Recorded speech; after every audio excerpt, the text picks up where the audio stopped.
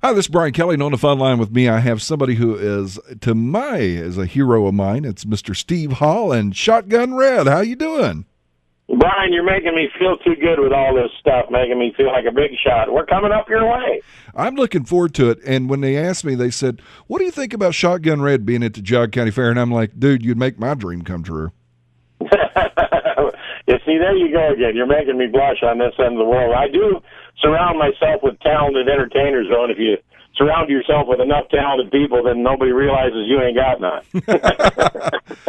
You know, I told the story, and I told you off the air, but I grew up watching, and I remember getting in trouble. I remember getting in trouble for getting out of bed and laying in the hallway beside my great-grandmother, sort of back. I know she's seen me, but I thought I was getting away with it. But watching Ralph Emery in Shotgun Red, and then, of course, the different things throughout the days of Grand Ole Opry.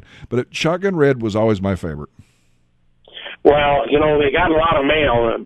Paul Corbin, the executive producer over at TNN, said Shotgun Red got more mail than anybody on the national network, including Ralph, which I thought was kind of funny. And he was just this little 3-foot-high cowboy guy, and he told a lot of jokes and had a lot of fun. And Ralph Emery gave us an entire career by putting us on his show. And then we went to Hee Haw and ended up on Buckmasters. Now we're on the Outdoor Channel, still on Buckmasters, and we have our own show on RFD-TV on Thursdays called the Shotgun Red Variety Show. And my boss was talking about that today, that he loves watching you on there. So tell us a little bit, for those who don't know who's Shotgun Red. Who's Shotgun Red?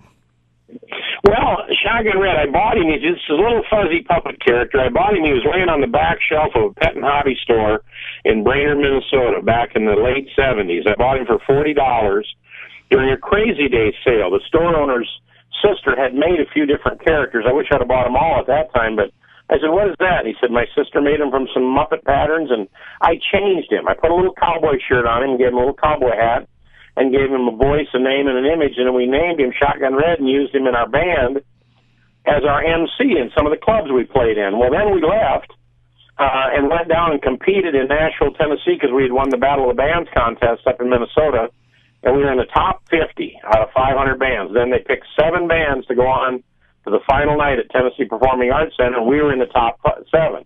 And we took 3rd place. I think we did better, but I picked the number 1 slot out of the hat, so we had to go on first. But we still took 3rd place. But while we were there, a promotion lady for the contest came up and said, I love that little character. Will you meet me tomorrow morning to go down to Ralph Emery's morning show?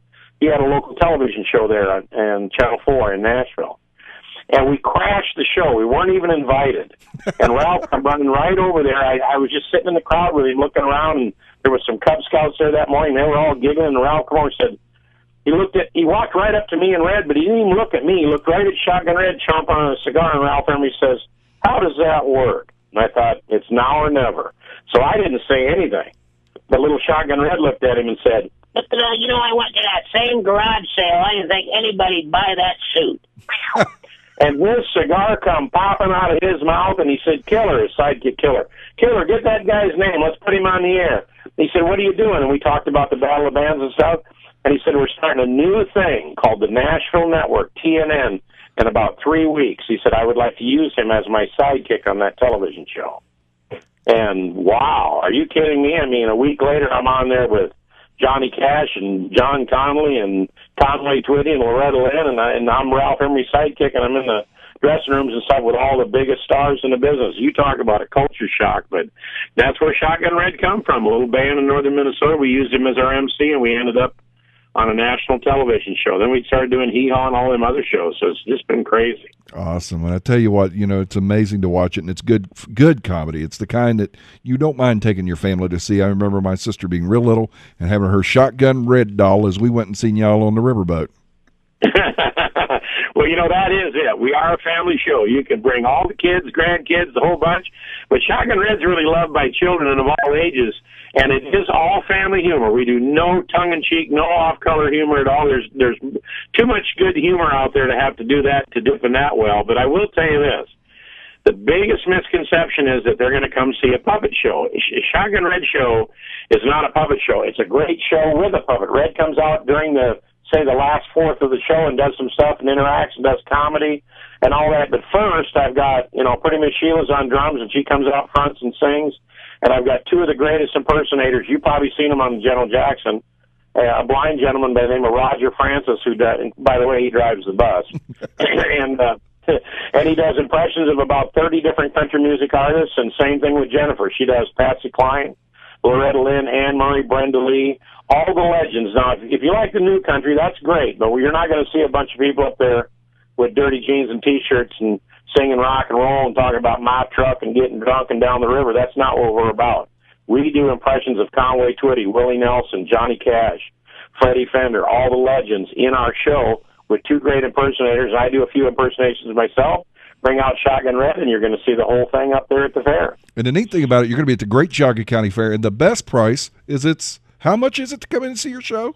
It's absolutely free, and I love that when a fair does that. Hats off to the fair for doing it the right way. I mean, because there's a lot of seniors, like I say, Shotgun Red's loved by children of all ages, and a lot of people are on fixed incomes. They pay a flat fee when they come in sometimes to see the fair, and they get all the great exhibits and all the buildings, and they can walk in and see our show. We're going to be doing two shows, one at noon and one at 6 o'clock. One at noon is on a central stage there somewhere. I don't know. And the second one at 6 o'clock p.m. is at the small grandstand. So we'll be in two different locations. It should be easy to spot us or find us, and it's absolutely free as part of the package to come into the fair. So hopefully we'll have a bunch of folks in the grandstand. Should be a blast. Awesome. Well, to sum it all up, you're going to be Friday night at the Friday, actually, I need to say, because your first show's at noon at the Great Geauga County Fair. Mr. Hall, thank you so much for making one of my dreams come true, getting to talk to you and Shotgun Red here on 104.7. Well, Brian, you call me Steve, and Shotgun says thanks. Pretty Miss Sheila, we're all packing up, heading up there again on that. When was that date again? I think that's the 30th, isn't it? It's the 29th of Friday. It's going to be the Friday of the Geauga County Fair. Okay, Friday the 29th. Why did I think it was the 30th? I hope I don't show up a day late, but we'll be all right. Well, if you do, I'll take you out. Hey, Brian, I got to say before we go, a friend of mine, he's a radio announcer for an AM radio station, and when he walks under a bridge, you can't hear him talk. Get out of here, Red. Leave Brian alone.